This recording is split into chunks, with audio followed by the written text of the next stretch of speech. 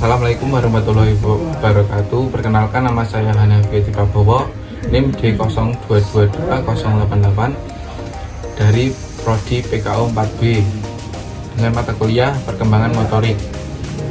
Saya akan mempresentasikan materi bab 6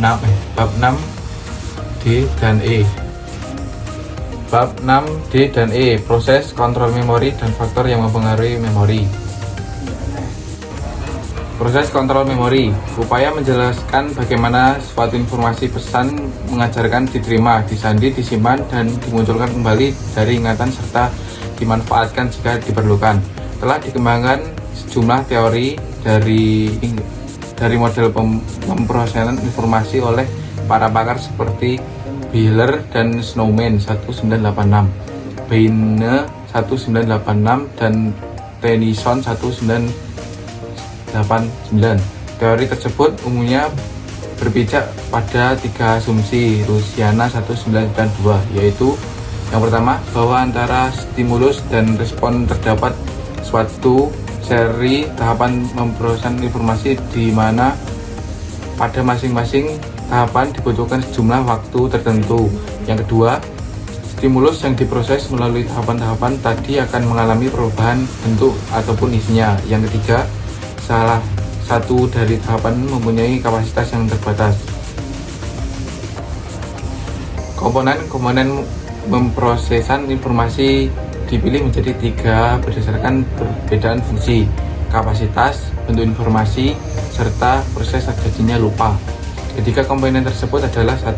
Sensory receptor, 2. Working memory, dan 3. Long term memory. Yang A, sensory reseptor, merupakan sel tempat pertama kali untuk informasi diterima dari luar.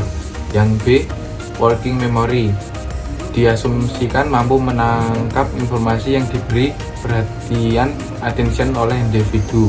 Pemberian perhatian ini dipengaruhi oleh peran persepsi. Yang C, long term memory.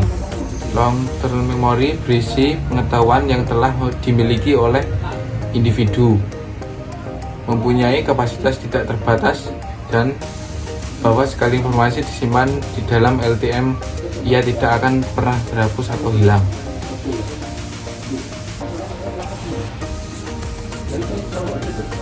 Proses pengelolaan informasi dalam ingatan dimulai dari proses penyandian informasi encoding, diikuti dengan penyimpanan informasi storage, dan diakhiri dengan menggunakan kembali informasi-informasi yang telah disimpan dalam ingatan retrieval.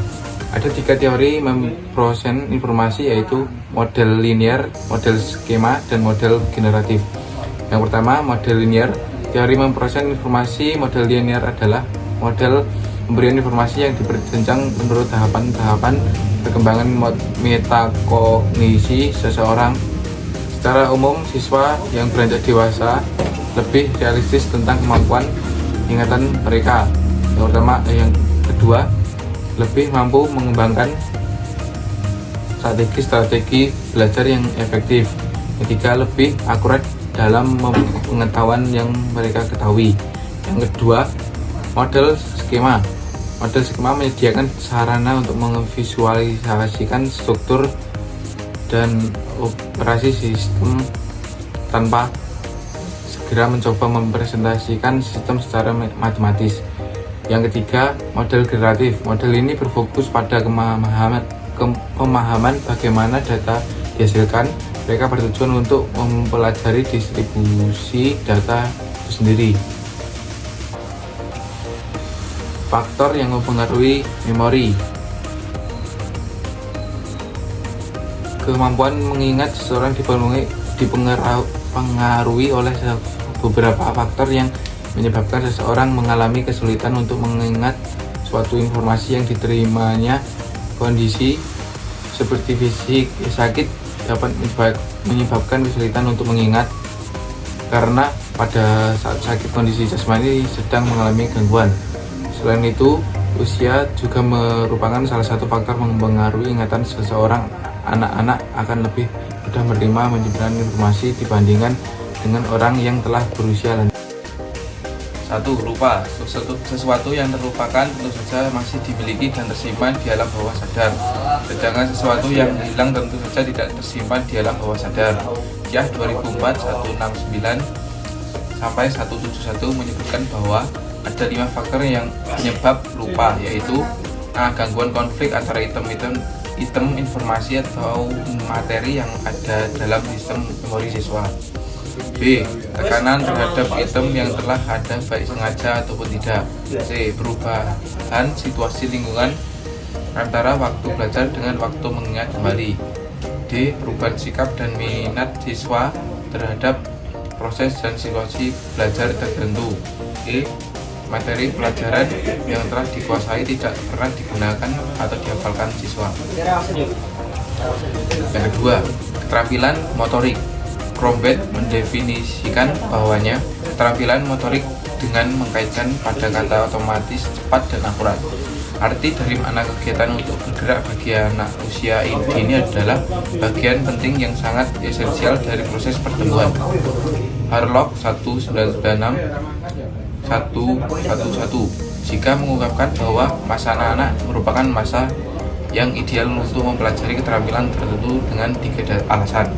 Yang pertama, anak-anak senang mengulang dan karenanya dengan senang hati mau mengulang suatu aktivitas sampai mereka terampil melakukannya.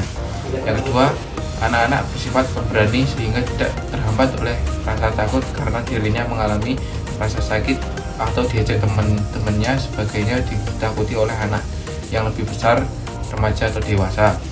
Dan ketiga, anak-anak mudah dan cepat belajar karena tubuh mereka masih sangat lentur dan keterampilan yang dimiliki baru sedikit sehingga keterampilan yang baru dikuasai tidak begitu mengganggu keterampilan yang sudah ada. Sekolahnya, kesimpulan dari presentasi saya, memori adalah ingatan pengalaman kembali informasi yang pernah diperoleh sebelumnya. Memori ingat dan ingatan fungsi yang terlibat dalam mengenang atau mengalami lagi pengalaman masa lalu, keseluruhan pengalaman masa lampau yang dapat diingat kembali. Sekian, terima kasih. Jika ada kata tidak mengenakan, mohon maaf. Wassalamualaikum warahmatullahi wabarakatuh.